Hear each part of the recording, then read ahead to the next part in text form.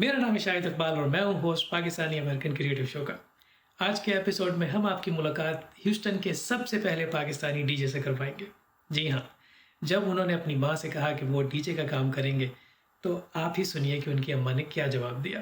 तो आइए सुनते हैं डीजे स्कूप की कहानी, डीजे स्कूप की ज़बानी। लेकिन डीजे स्कूप ने भी यही कहा है कि आप हमारे चैनल को लाइक करना, सब्सक्राइब करना और बेल का आइकॉन दबाना ना भूलें।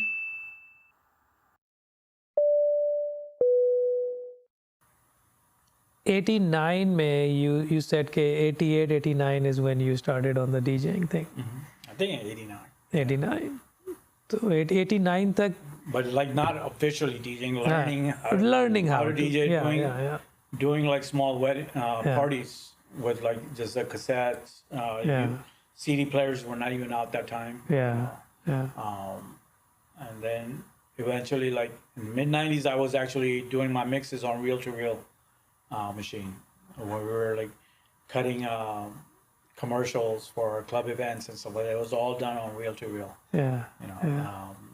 We didn't even have like a mini disc recorder at that time. When that came out, that was a blessing.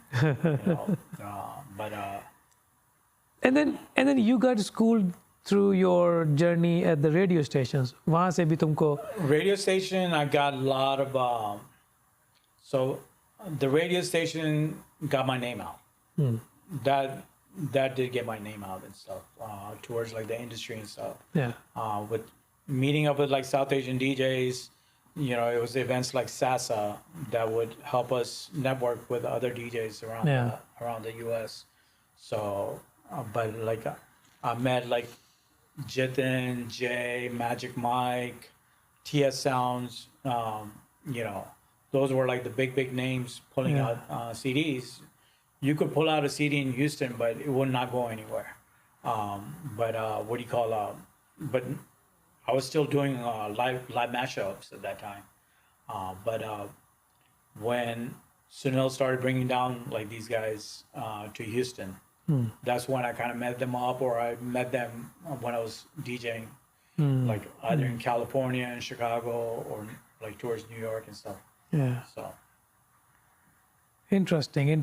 So you really were that first Pakistani American DJ. And that I know of on DJing for mainstream radio station. At that time, and nobody knew the concept. Exactly. And you passed probably as a Hispanic or something for people who didn't know you were Puerto Rican. People thought I was Puerto Rican. The night people found out I was not Puerto Rican, I was Desi, was after our PAGH concert. Oh my God. Because after I went on the radio station and kind of like talked about, within music, like now I'll probably get canceled if I talk like within like the accent and stuff like that. But like whoever was, I was a third shift overnight personality. Then I was like, before that I was like, I started out in research, went in promotions, then went to producing shows, then became a overnight personality, and then mix show DJ. And then, so pretty much, besides becoming a programming manager and all that, I went towards the top at that time. But again, nobody had like concept of what DJ is. Even till today, a lot of people at least from our community, like the older generations, don't know the concept of a DJ. But when I play one of their songs that they're familiar with, they appreciate it. Or if I happen to play a remix, they look at me like, how you know this song? And I'm like, I grew up on it. So how did the family warm up to the idea, or how long it took the family to kind of warm up to it? My family was never down for it. I had to swear upon my mom head. My mom made me put my hand on her head and made me promise Dramatics. that I'm not doing any of like the drugs, alcohol, or smoking, none of that, right? Because I would come out from DJing, you know, and my clothes would smell like cigarettes, you know, and then she's like, you know, tum haram. Haram jagah pe jate ho. So she was really scared. I'm like, Mom, I don't have any of those bad habits. Alhamdulillah, till this day, I never got into that bad habits. But that's the cliche for like a lot of the DJs. You know, they don't, like, people don't look at a DJ as an like artist, or they don't look at it as an art. Yeah.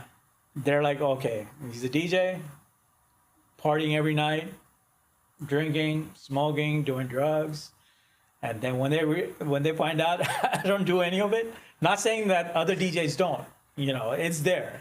Yeah. But when they find out that I don't do any of that stuff, they're like kind of like shocked.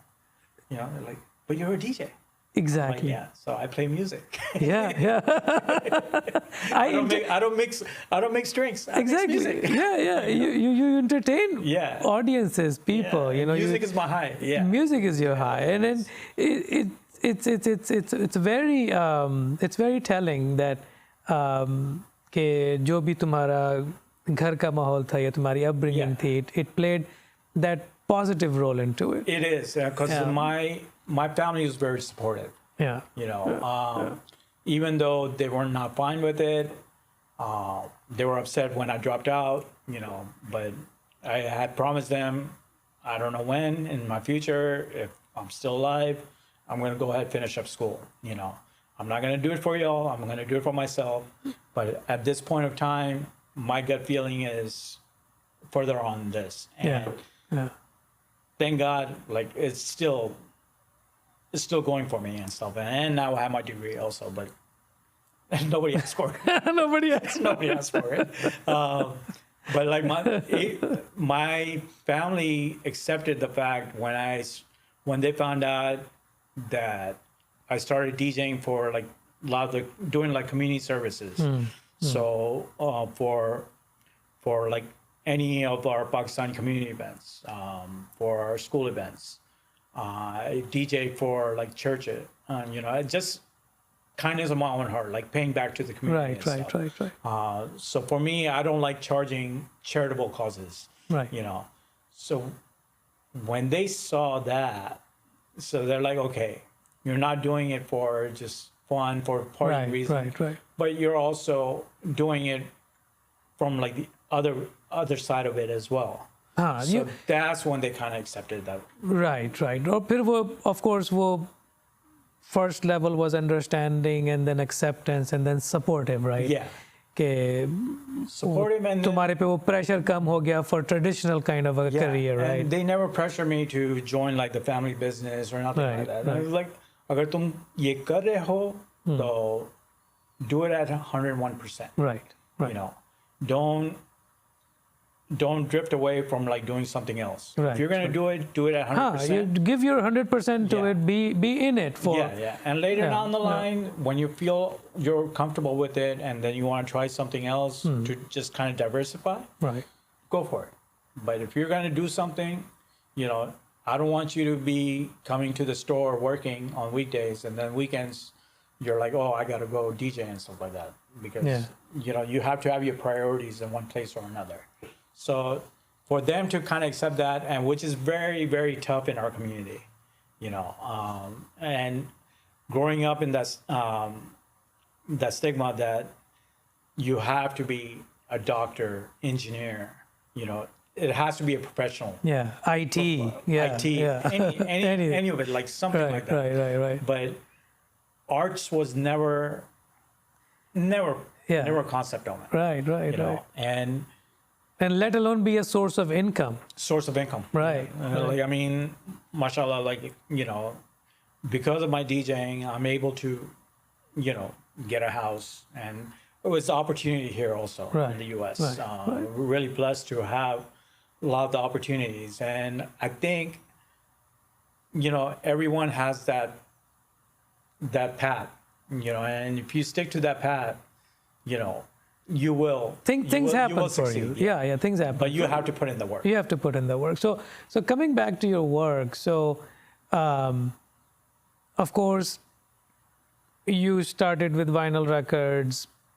जो भी तुम्हारे surrounding music था बॉलीवुड का या दूसरा, फिर तुमको American music exposure मिला, R&B और दूसरी चीज़ें और जैज़ और ये वो rap music and everything.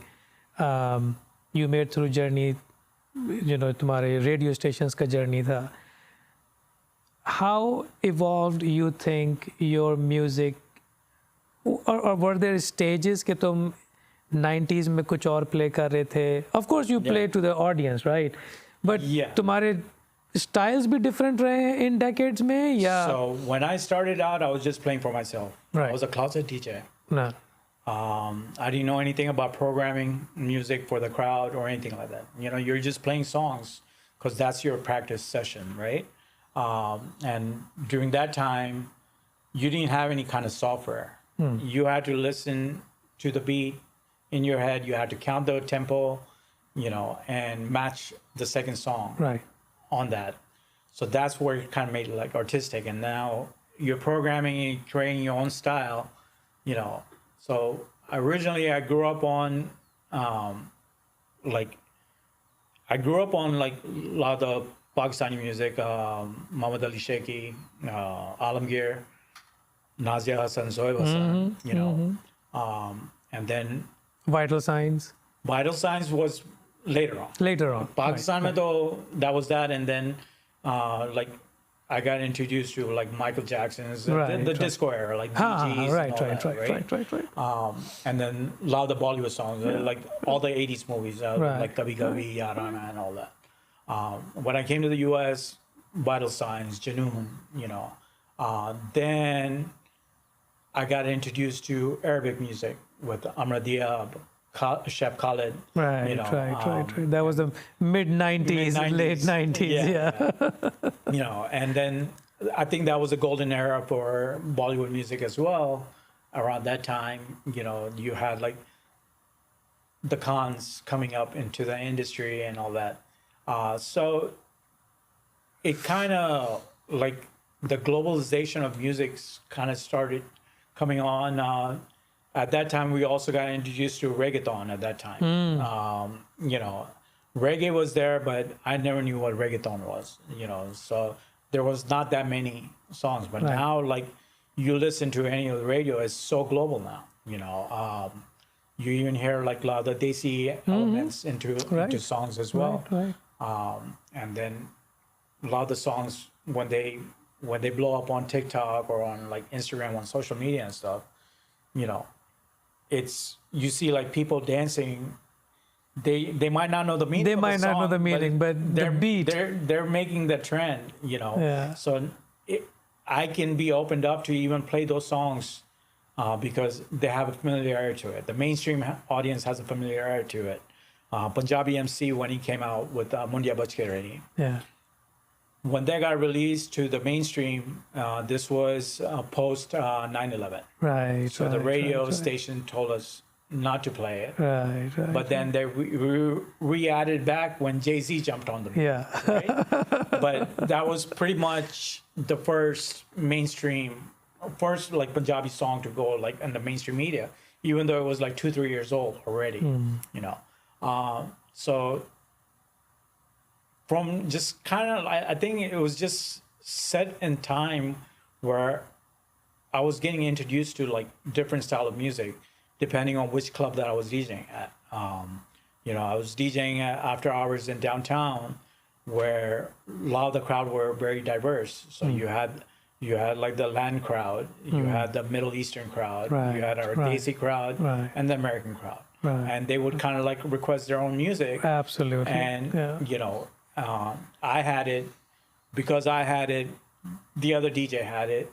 So then is it true to say that you being in Houston with this multicultural population, had you been in some other town, you probably would not have had this exposure. Never, no. Probably not. Probably not. I don't think I would have even got into DJing. Yeah. Yeah. I don't think where I'll be right now. Yeah. So Houston strong, baby. Yeah. Houston made me. It did. I think it has those, the city has those elements, and it encourages it. With everything that's bad and gray, granted that those things are there. And it's created a lot of opportunities also, you know. I had an opportunity to move back to Chicago. I had an opportunity to move to LA. When I was working with a record label, I had an opportunity to move to New York. And just couldn't do it. I got so used to Houston. When I moved here, I wasn't a big fan of Houston because there's nothing to do. Yeah. Now it's like I can get away from Houston, but when I get away, I can't wait to be back. Can't miss the food. Yeah. I'm sorry, like for New Yorkers, but I feel Houston. No, you don't have to be sorry. Houston you don't have to be sorry. Houston food. Even they say it. Even they say it. People from Chicago, other places, hands down. Houston has come a long way. A long way. And then we, even on our music scene, is completely different than the rest of the country as well. We, in Houston, we have our local, we have that Houston culture, and then we have everything else, you know. And then there's so many artists that came out from here. Right. You know, even towards like Coke Studio, a lot. Like one of our friends was a drummer for the Coke Studio season 1. I think yes. Or bass player, one or the other. Bass player. I forgot his name. And then you're talking about Momo? Yeah. Momo. Yeah. And then I think from Nescaf, Call created Nescaf. Right. There were one of the guys was from Houston, I think, from that band also. I'm not sure, but then you have your Beyonces, you know, and you have Megan's, like a lot of the hip hop artists also. So Houston has this whole different scene, and if you're not from Houston and you're visiting Houston, you're not gonna love Houston until you go out with somebody. You go out with someone. Absolutely, You have to, because from the outside, it never gives that vibes. It never gives that impression. It still gives you the oil and gas capital of the world. But I think तुमको 40 साल हो गए almost. Right? मुझको 28 साल हो जाएंगे. But I think in this time, Houston has changed. It's like 180 degrees. It's like a Karachi of U.S. That's what I feel like. Like the heat here and the heat in Karachi and the humidity is the same. So, you know, but Houston did create a lot of opportunities for me to where I didn't have to move. If you want me to be in New York, I can fly in every weekend if you want me to. Right. But I'm not gonna leave like a Taj Mahal to go to a Matchbox. Right.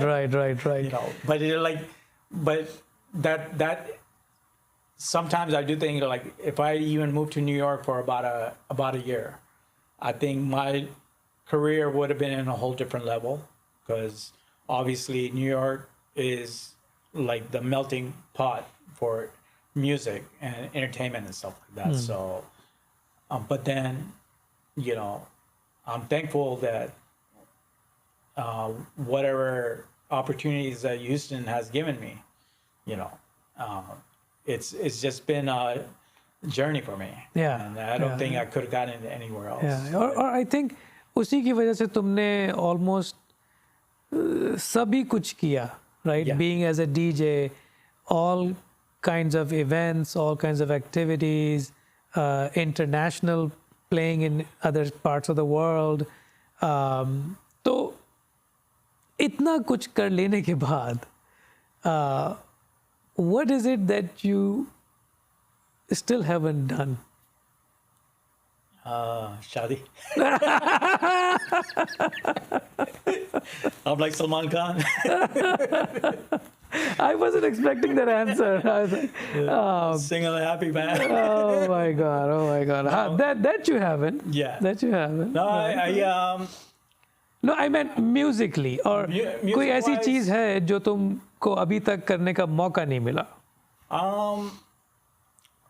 recording an original album, like with original artists, and not doing like remixes and stuff.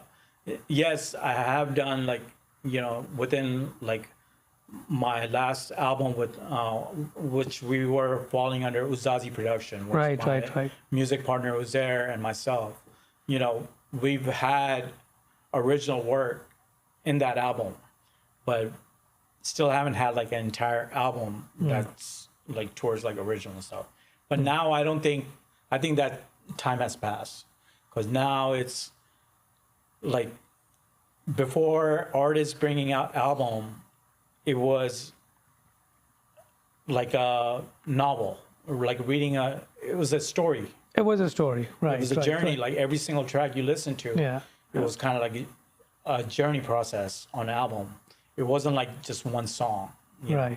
Right. Now what's happening is like artists are just coming out songs, because the technology allows for what took like months to make, you can make it within a matter of like 30 minutes or so, right? And I think audience भी तो change हो गई ना. Audience के trends change हो गए, binge watching शुरू हो गई,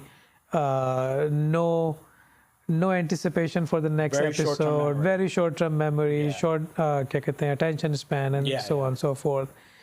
How has technology made, I know you talked about technology made the DJ industry a lot of easy, but then at the same time, has it stifled creativity? In certain aspect, yes. But for me, I accept the technology, because it helped me evolve. Where I was a good DJ, now I'm a better DJ. I'm a better DJ now. Because what I can do with what's given to me with the technology today, I can use it as my advantage. Right. What I couldn't do with 2 turntables, now I can do it with, you know, with the software and with like the new mixers and everything like that. I don't have to carry like record crates. You used to see me like pick up like the crates and stuff like that. I don't get a workout out of it anymore. But now it's just like a laptop with like WAV files or MP3s like, and, you know, terabytes and terabytes of things in just one. Like everything as it evolves, it has its goods and its bad. You know, the yin yang effect. So like, I mean, I accepted the technology, I evolved it, and I accepted the fact that like, I'm not bitter about like a lot of the new DJs, you know, because I even started out, and somebody at that time when I started out, they could have been saying, "Oh, he's doing a horrible job. He doesn't know how to mix. What is he doing at this party, DJing and stuff like that?" So, as long as the new generation kind of understands at least some history aspect of it, and they take it as an art, there's a lot of creativity, and there's a lot of creative DJs out there right now. You know, but then you also have the ones that just do it out from like popularity, or they want the glamour, or they just do it for social media likes and everything like that. So those are like the ones that I don't tend to pay attention to, you know, and I just do what I do best, and that's focus on my craft, you know, and not worry about what other people are doing. You know? So have you, of course, I mean, you work with lots of young DJs, right? But how do you see your next phase in this journey? Are you also like, are you giving some mentorship? Are you creating material for new people to learn, or or you don't think you are at that stage right now? No, I have like mentored some DJs that wanted to learn. You know, if I feel that the right mind, they're doing it for like the good reason, you know, I don't mind. I've also done like a master class type of thing for our community camp online, which was challenging for me because how are you supposed to teach anybody about audio online. or DJing online when you don't have like the hardware and stuff like that? So it kind of challenged me in the aspect that, I had to train myself using like DJ software, just internal online. And, and if I even like helped one person gain interest into my art, I feel like I did my job. Yeah, you did. Or like create that kind of interest or buzz and stuff. So I'm completely open. And I like we were discussing before we were recording that, like these new people that are starting out to DJ, they have to know that they're not alone doing this. If they know somebody that's doing it and they're willing to mentor them, take advantage of it. It doesn't hurt to ask them. Of course.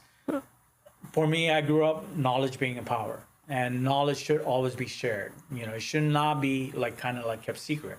Yes, you have your certain artistic aspect of it that you only know, and it's going to go down in the grave with you. Right. That's the edge you have, right? So everybody has a right to keep that to themselves. So, but the like learning process. If I've already done like that hard work, and now instead of you having to spend like 10, 12 hours where you only have to spend 2 hours just listening to somebody that's already done the homework, why not? And if they're willing to offer that to you, why not?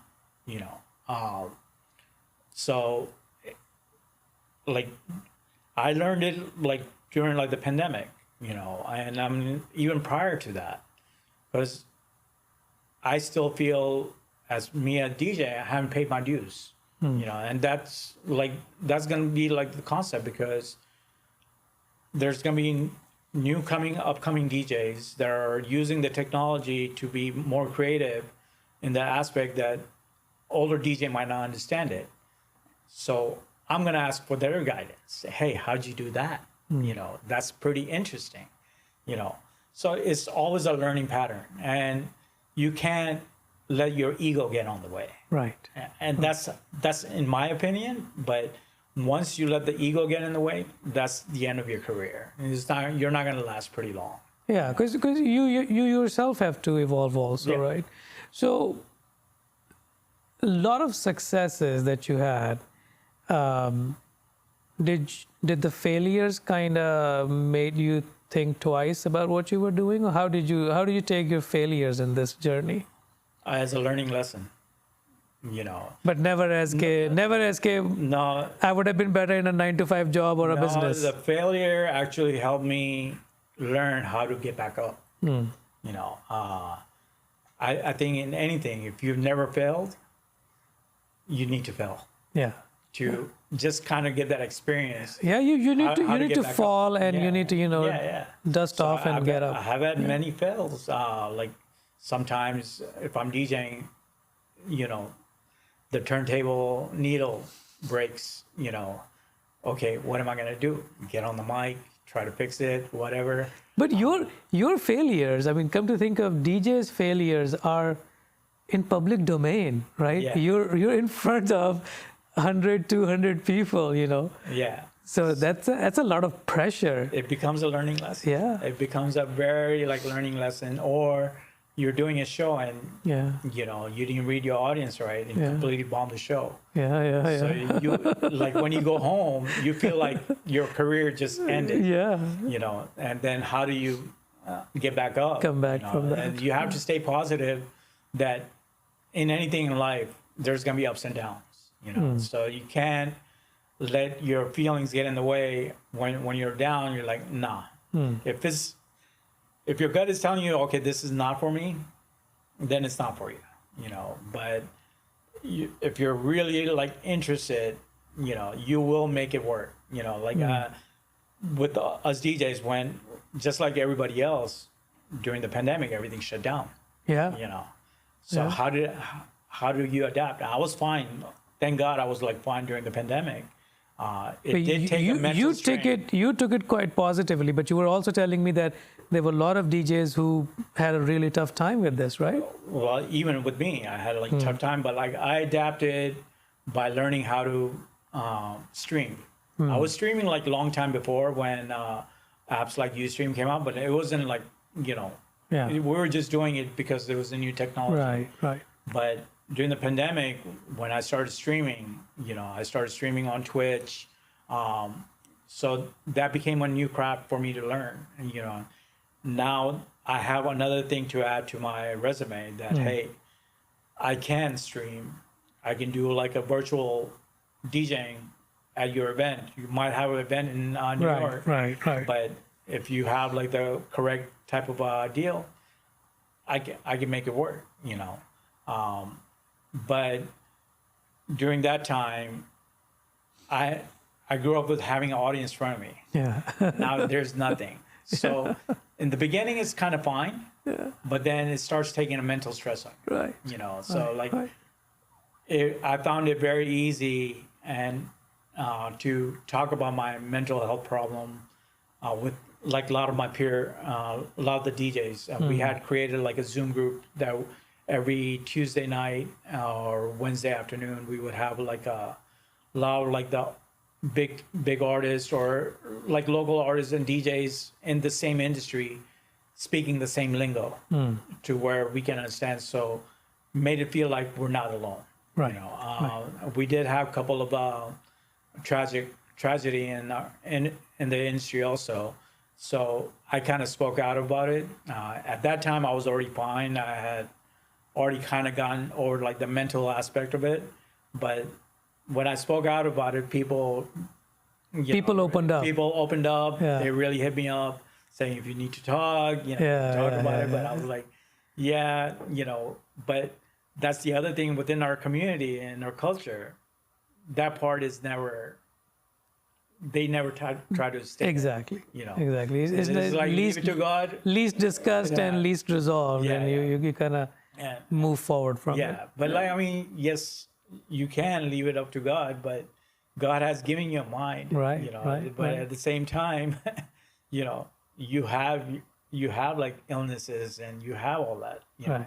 So why would you have doctors if you're going to leave it up to God? Yeah. No, there has to be agreed. There has to be a mix of dua and dawa. Yeah. You have to do dawa. That helped me out a lot. The spirituality aspect of meditation really helped me out. Like prayers. So I was coming to that. So with such a hectic lifestyle that you have, with lots of bookings and lots of travel and playing in one time zone and then getting on a flight and then playing again in a different time zone, you probably miss a lot of sleep also. So in that kind of a lifestyle, how do you relax, or do you even relax? Yeah, I do. Yeah. After this, I'm going to go to sleep. Yeah.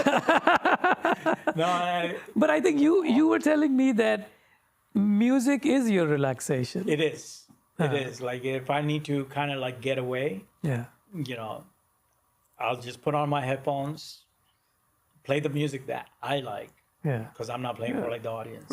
Right. And that's my thing. And every night I go to sleep, I have a playlist. So if that playlist is not on, I'm not gonna have like a proper sleep. And that playlist that's your white noise. Yeah. No, not even white noise. Sufi music. Sufi music. Yeah. Wow. I love Sufi music, right? So and not just Sufi music from like Pakistan, Iran, or towards India. Not that's there, but also like a lot of American Sufi type of deal. It's like more like a soulful type of songs.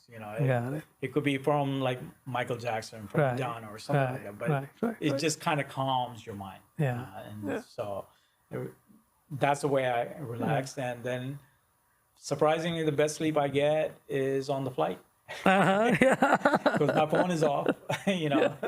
It's not even on do not disturb. Nobody can call you. Nobody can call you. Not your parents. Nobody. Right? You can switch yourself off from the world. I get best sleep on the flight. I don't get jet lagged, but I'm not doing as much travel as I was before. Right. One other thing I learned from pandemic is you have to kind of let things go. Right. Right. Not everything's got to be on a fast forward. Yeah. If I don't do this, that this is not going to happen. I just kind of leave it to where go with the flow type of deal. Yes, you have to. I can't think of the term, but you have to prepare for like the future, just to kind of have that kind of mindset that this is my goal and I want to reach it, but I don't have to rush it. Got it. If it happens, it happens. Right. And life is a journey. So, and this journey's brought you all the way till this point. So it's not about to give up on you. Yeah, and of course. I think as we all age, hopefully more wisdom comes in our decision making and so on and so forth. So my wisdom is only coming in my hair. But at least you look with a lot of wisdom, right? What is that one city or one place that you haven't played or haven't partied that you would want to do? Let's see. There's a lot of places I would love to go play at. I mean, you have done South America, you have done Europe, you have done Middle East, you have done Pakistan, India. Yeah. No, I haven't done India. Oh, no. Wow. Visa name. Oh, my God. No, not. I would get like the visa, but like the process, especially if you're born in Pakistan. The process is like, हमारी party खत्म हो जाएगी. नहीं, उन लोग देते हैं. अच्छा.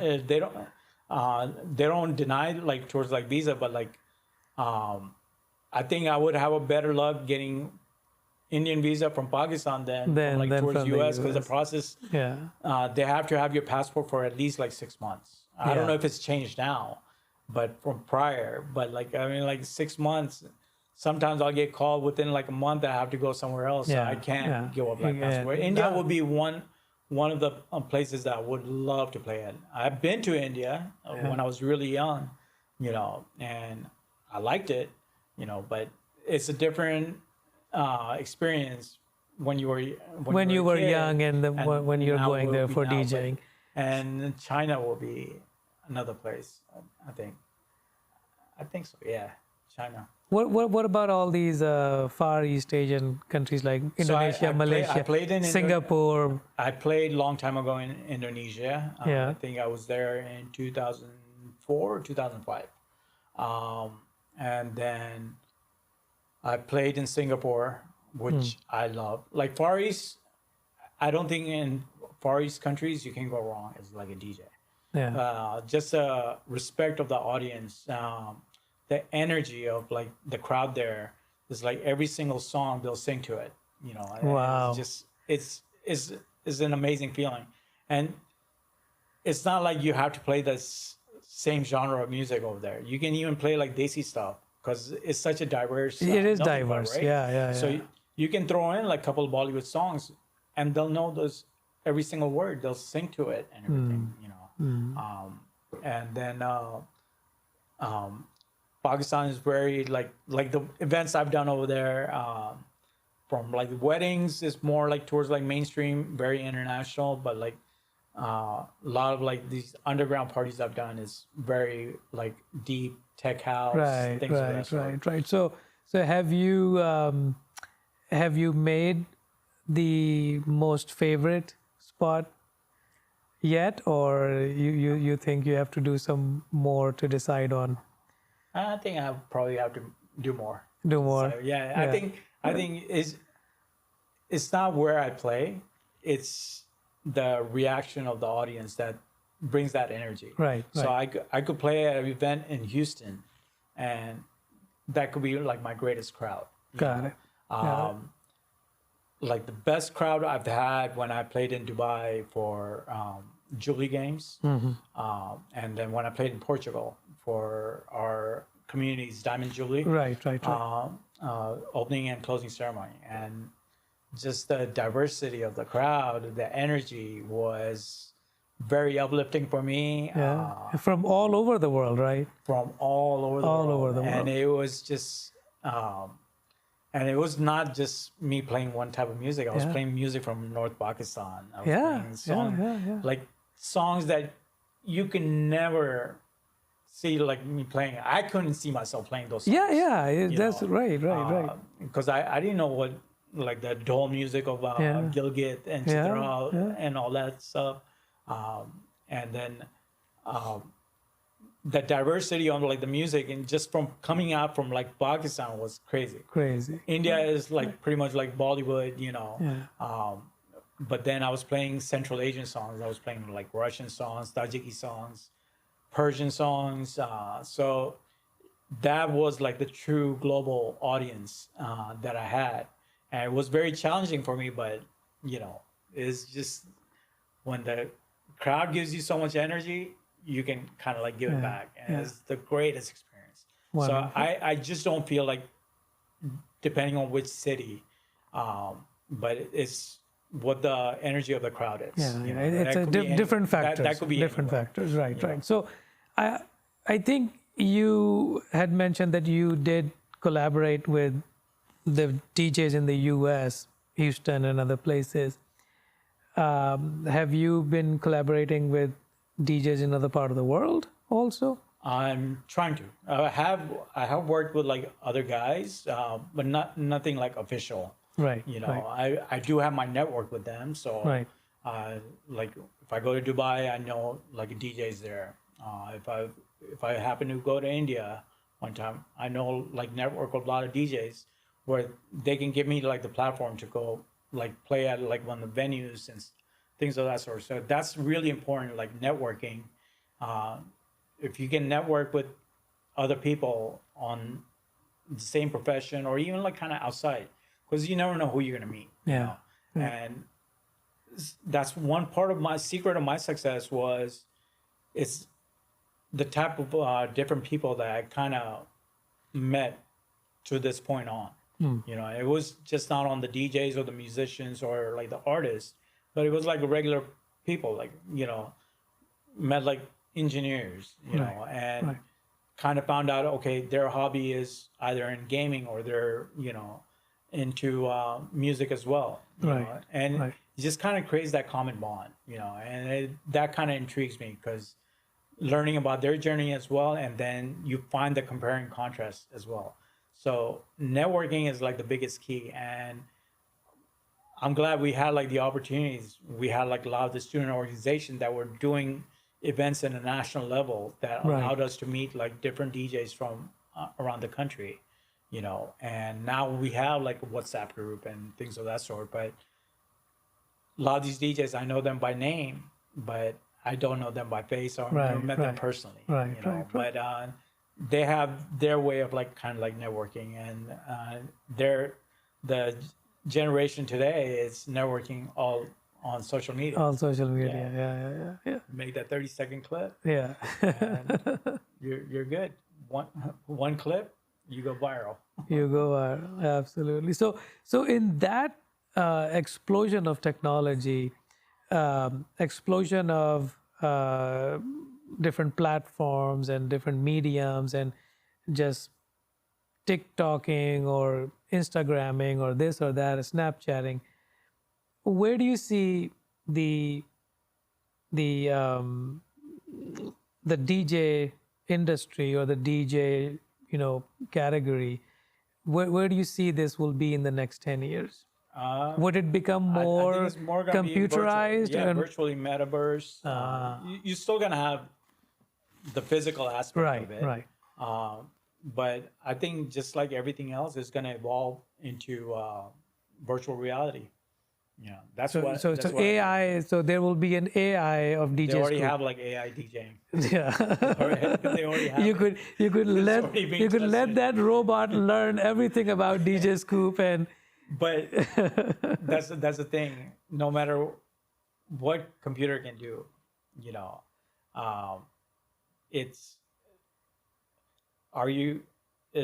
this is like handcrafted or is it 3D printed? You're always going to get respect to the handcraft because the craftsmanship is always there. That's what I feel, you know. But yes, I feel that technology is going to move towards more on the entire virtual reality Yeah. type of deal.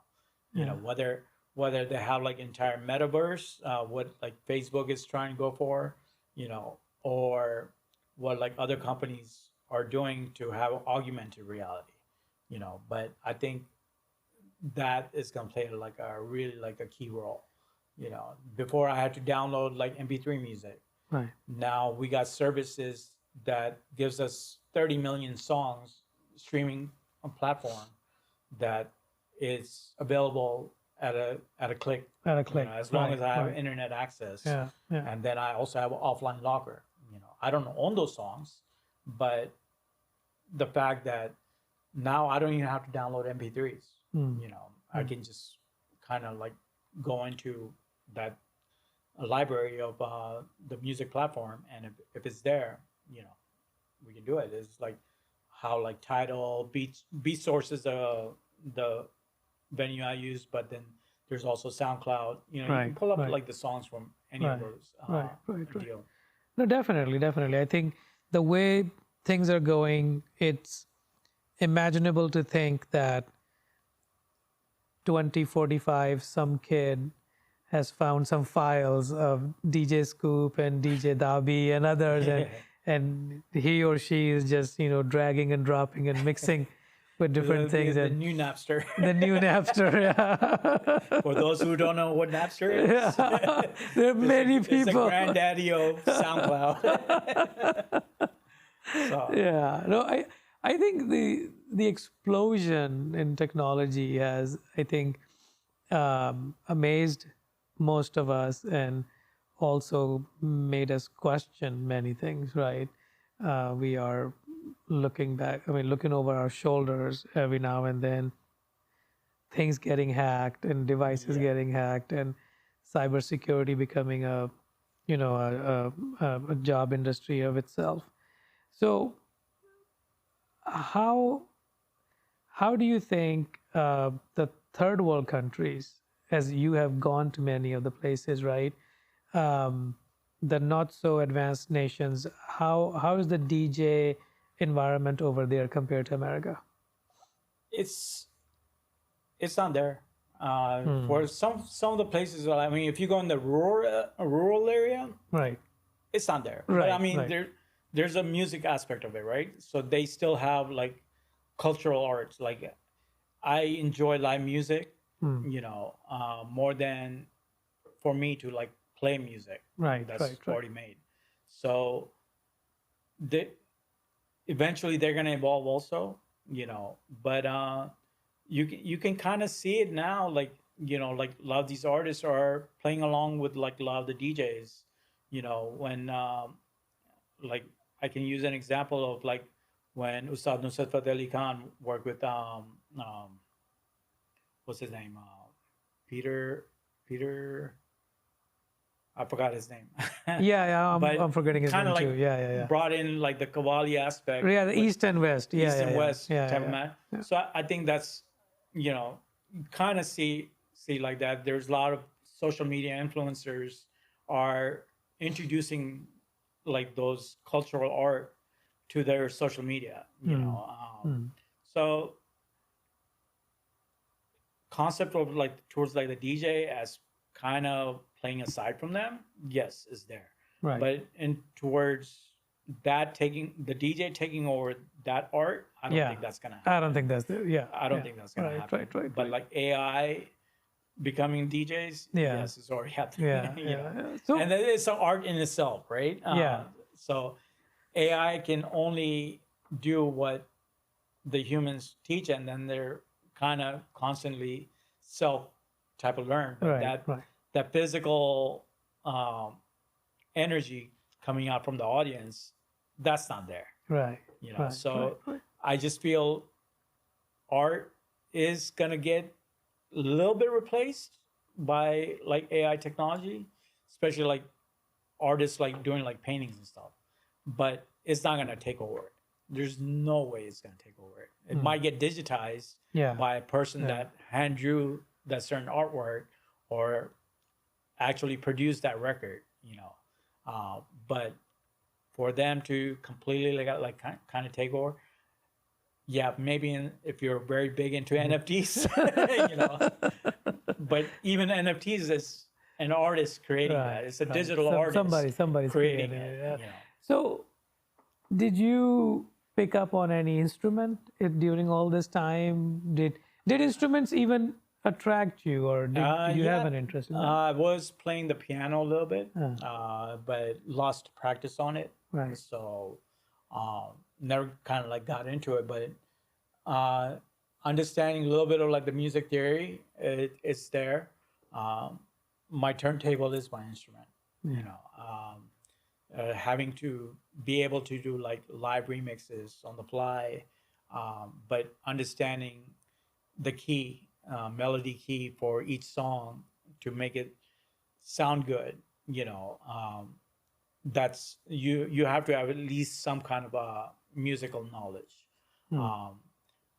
I wish I took back up on the piano.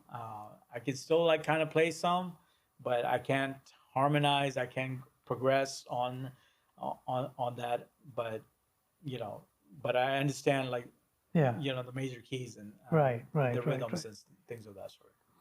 So that's where my music partner comes in because he plays all the instrument.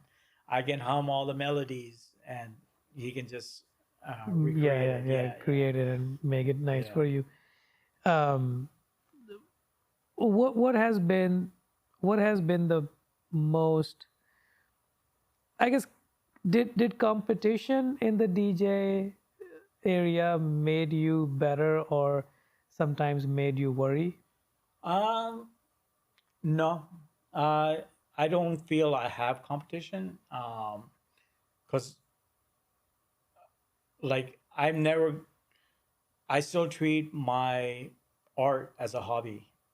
It's a business hobby, but you know, where there are other DJs that, you know, they are doing it, but there is like a sense of competition on their end. But I feel like as long as I'm concentrating on myself and not worrying about what other people are doing, I'm fine. You know, there in any kind of industry, there's gonna be people that's gonna have their egos. They're gonna have, you know, they're always gonna think ill of like the competition, or they're always gonna be envious of what other people are doing. I don't try to focus my time on that. You know, what other people are doing. They're successful in their own menu. I'm happy and successful in what's been given to me.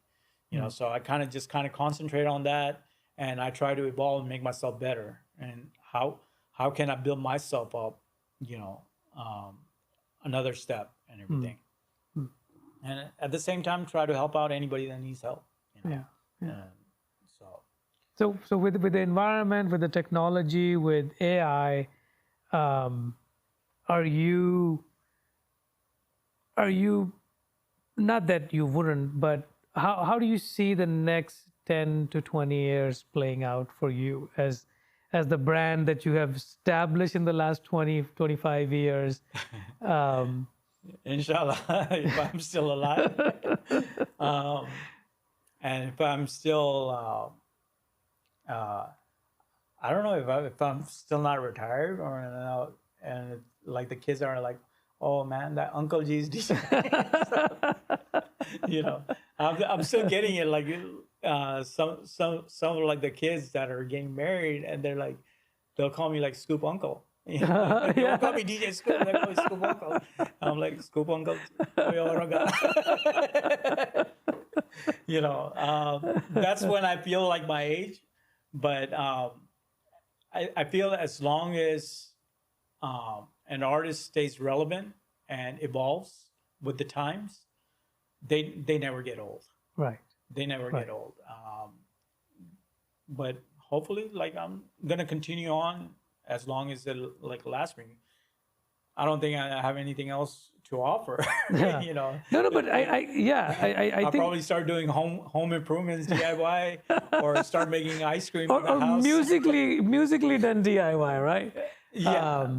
Or the music you play in the background while maybe you're I'll doing establish like a record label, or start a marketing aspect to where help out other artists like singers, rappers, their career, and you know, or if they need like guidance in towards like the industry, Right. of like Right. towards my Right. knowledge, you know, that I can offer, you Yeah. know, hopefully Is- that, you know. With your background and everything, is there a book on the horizon about DJ business, DJ? Man, I don't read. Maybe an audiobook. Maybe an audiobook. Like I'll probably do an audiobook. I don't, but I wanted to write a book, but nothing related to music. Really? I wanted, well, music had the aspect of it. What I wanted to do was I used to write poetry, and I wanted that poetry to be narrated by different artists. you Right, know, right, right, right. And I would want it to have like a music in the background and stuff like that. But more on digital side. Yeah. Not, well, the CD stuff is out, but I would want to create something physical that people can like hold on to, because Yeah. I'm still in old school in that aspect of Right, it. right, You know, right. I don't even like push button cars. The push start.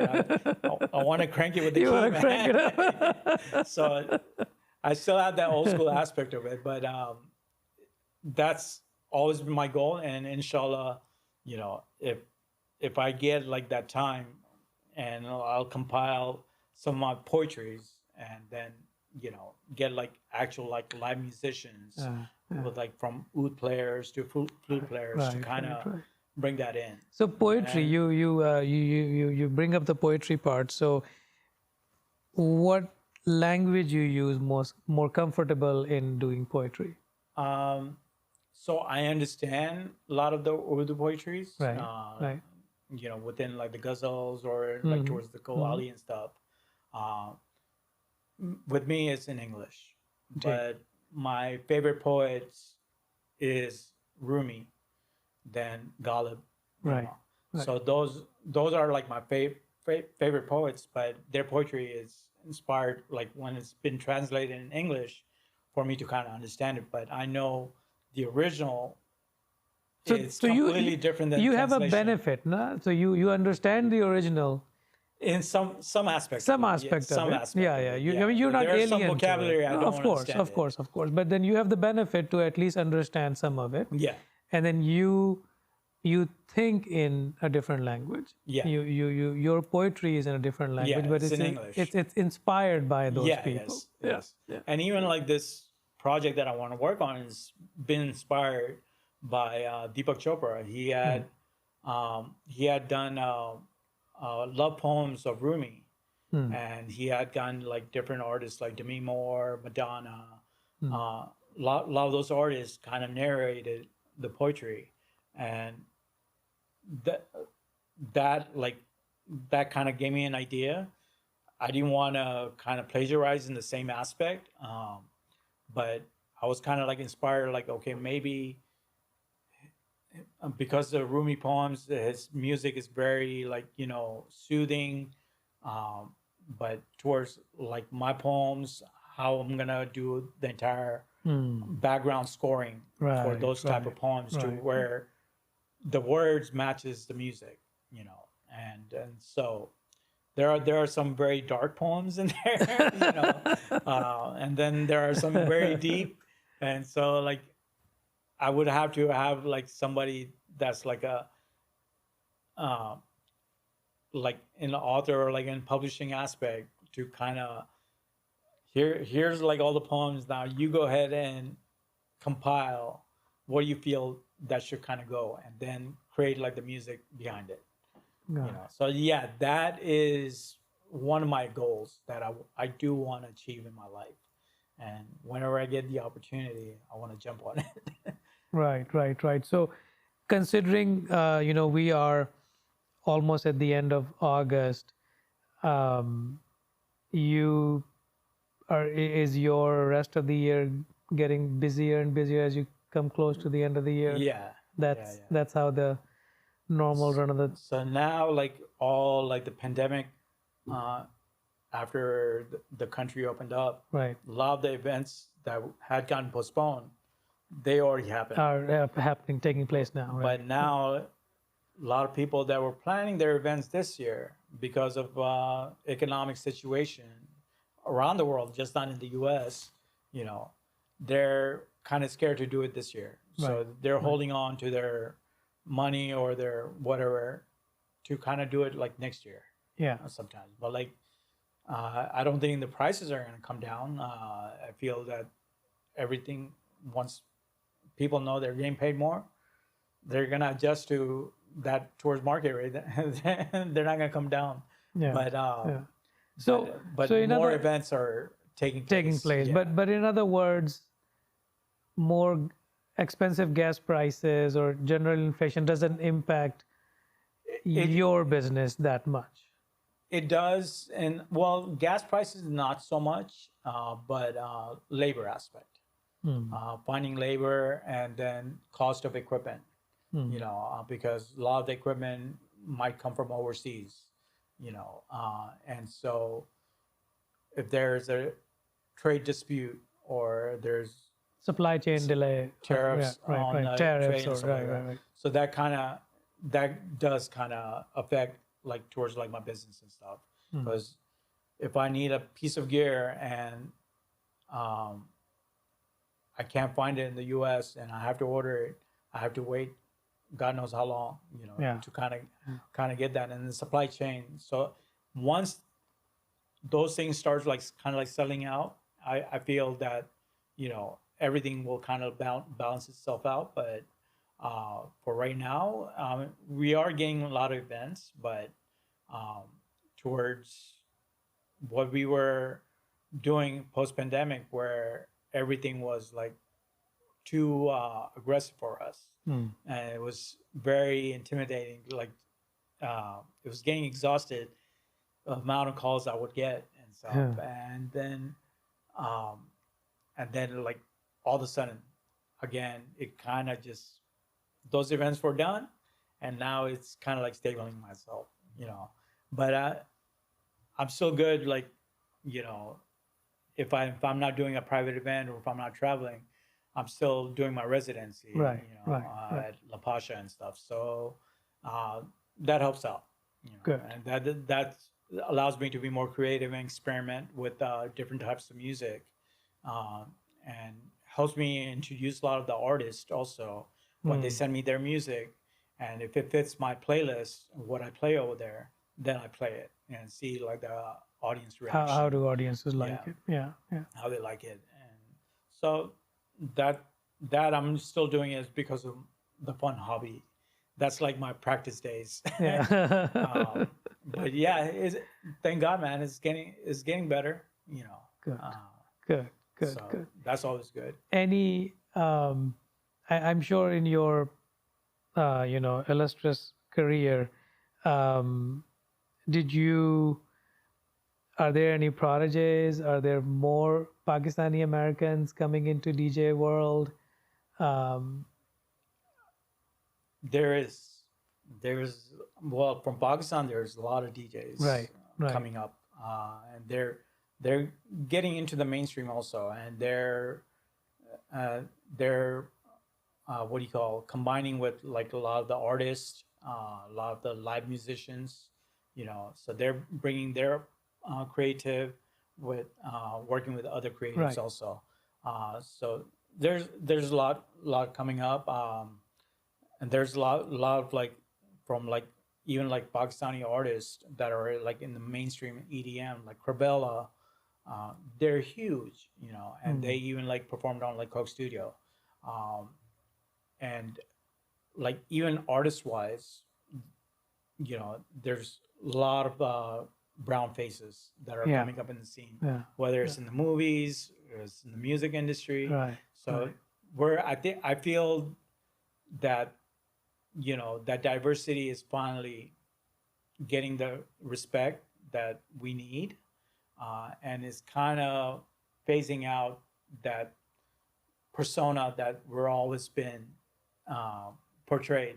Right. And like Yeah. movies Yeah. Of and all course. that. Of course. The So- negative The portrayal. negative aspect. Yeah. So yeah, I think that part is we're kind of like phasing out from there. Right. And you know, towards like this South Asian, especially with like a lot of the Pakistanis, it's kind of like coming up. Yeah, yeah. And there's a lot of, I think Coke Studio has really brought into open how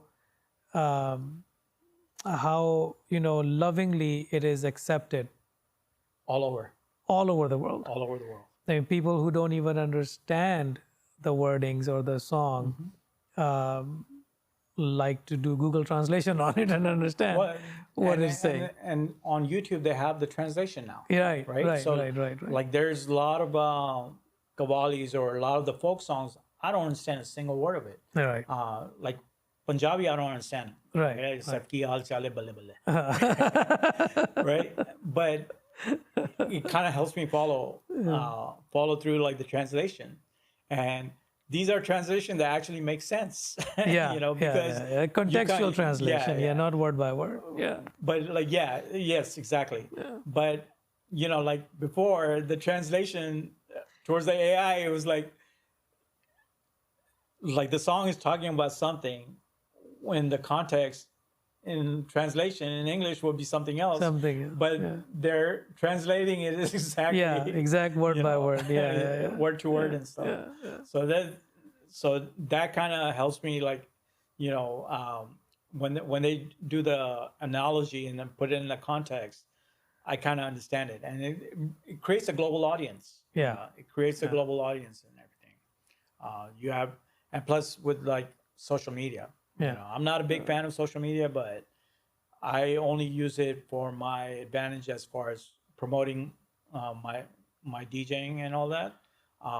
But for like these kids, man, if something goes viral, you know, and that's it. Yeah, it makes or breaks you. They make a career out of it. Yeah. You know, there's a lot of North American artists, Tesher, being like, he got big because of Jalebi Baby, you know. Nuran's sister, their song got huge, you know, with Patti Gudi, Pataka Gudi, and then Pasuri, and then Pasuri, Ali Sati, and I forgot the Shergill. Yeah. So, you know, and now they have a remix of it with a lot of like Afrobeat artists and R&B and stuff. Right. No, I was talking about that specific thing with Amar also, and yeah, it has really given the Pakistani music scene and the Pakistani talent, and you know, events like Coke Studio and Nescafe Basement and so on and so forth, they have really provided that world audience, right? It has created that world stage, and it could not have come at the right time of internet and social media explosion in the third world countries, right? Where almost majority of the people have cell phones in their hands and they can just stream music anytime they want. So I think that's what, had Coke Studio been done in 1980s, probably nobody would have known, right? No, but it was a long journey for them also. It was a long journey for them. It was a long journey. You remember how it started, right? With Rohel Hayat and the very first few. And I actually got to meet him when he was in Houston. Yeah. You know, it is just, there's a compilation music that I had made called Aziz, the Music Sufi. And it was all like very spiritual type of mix. Most of the songs came from Coke Studio. It was like there was like songs that I never thought I would ever heard, you know, in my life if it wasn't for Coke Studio and stuff. And even like other parts of the world like embracing it. You know, I know they had Coke Studio in India, that they even had Coke Studio in Arabia. Right. Those didn't kind of work out, but Coke Studio Pakistan is still going strong. Yeah. You know, and it's got a global audience now. Yeah, and it gets the comments always surprise me. Yeah. They make our artists and our talent just out of this world, and just gives you a lot of pride and confidence that with everything that is wrong in Pakistan, you still have so many talented people who are expressing themselves in the best way possible. And I think a few years ago, I thought about doing some sort of a story around how difficult sometimes life gets in third world countries, right? And then you could be driving to a studio, right? You're a musician or a singer, you're driving to a studio, and gazillion things can happen on your way, right? So with traffic and the lawlessness and lack of electricity or this I was or about to say water, electricity. right? But you come to this refuge called Coke Studio, and you lock yourself in this huge warehouse, and you end up producing the best of the music. So hats Best of off. art.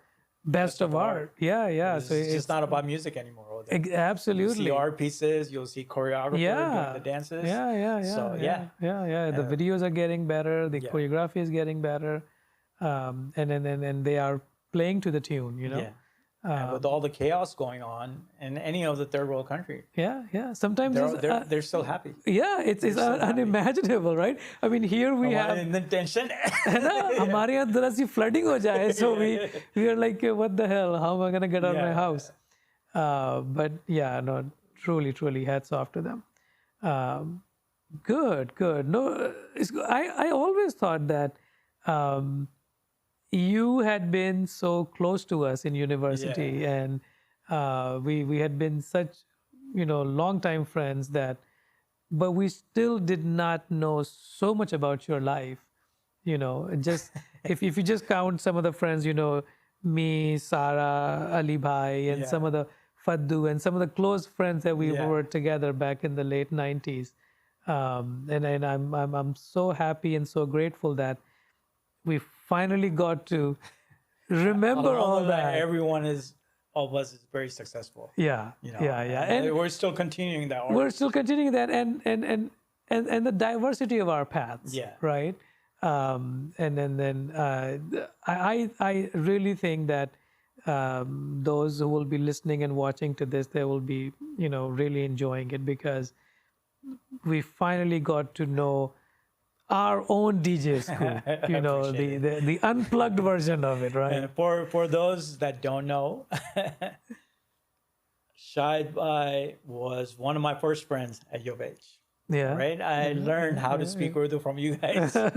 Even though we didn't teach you that good. Even though the Urdu, when I speak it, it sounds really good in my mind. But like I was very fluent, and then when I did my sound check, I'm like, oh man, my Urdu vocabulary sounded good. Yeah. Then when you listen to it, I'm like, this is not going on there. Yeah. Let's redo it. Yeah. No, but I learned a lot from you guys, and because I grew up. We are actually in Houston. When we all grew up, we grew up in a very diverse society. Right. We didn't have too many. As big as the Desi population is here in Houston now, it wasn't like that before. It wasn't like that. Late 80s, mid 90s, it wasn't like that. Right. So, like getting into a PSA, MSA, doing the annual program, show, the PSA show, and yeah. everything. That kind of helped me open up to learning about the culture that I had left behind. It brought me back in speaking my language that I had forgotten. Right. As I was telling you before, I was fluent in writing Urdu and speaking. Yeah. But you come to the U.S., you don't have any literature. You learn Spanish, you learn English, and you relearn English, American English. The American. Because I went to a British school, so we studied in matrix system. Our vocabulary was British. Yeah. And you come here and you have to take ESL to learn American English. That didn't make sense, but having to be the part of the culture and meeting like the friends and everything, diversify my circle even more. Yeah. And which I really appreciate. And then it's like I said, everything is journey, and the people that you meet along the way, they'll either be ups in your life or they'll bring you down. But you just gotta lift back up and move on. Yeah. Wonderful. Yeah. Well, I'm so glad you came and Thanks, we man. we got to talk. Yeah. No, this candid discussion really brought so many good memories, and wish you all the best. Keep doing what you're doing, because you're doing it good, better than the most of us we know. And we'll have you back pretty soon. Definitely. And Kashif bhai, aapko meri awaaz aa rahi hai? Shout out to Kashif bhai. Thanks to Kashif bhai. He's our engineer. Kashif bhai is like, our resident engineer. But man, good luck with the podcast. I'm really happy. And we needed this. Yeah. So this is awesome to kind of create dialogue just with not only artists, but different players and everything. So I'm really interested. Absolutely. और उसमें तुम्हारी भी help है. It's a teamwork. It's a group effort. Yeah, it's a group effort. And you all subscribe to Indus Art Council on YouTube. Follow them on Facebook and Instagram, all the social media. Yep. Yeah. Was that subscribe, click, like, and bell icon, right? In the corner, I think it's subscribe. Turn on your notification by the bell icon. Good. And follow me on my social media also, if you guys want. They will. No rush. They will. So, Zabardast. cool. I had a great time. Maza aaya. All right. Maza aaya. Peace out.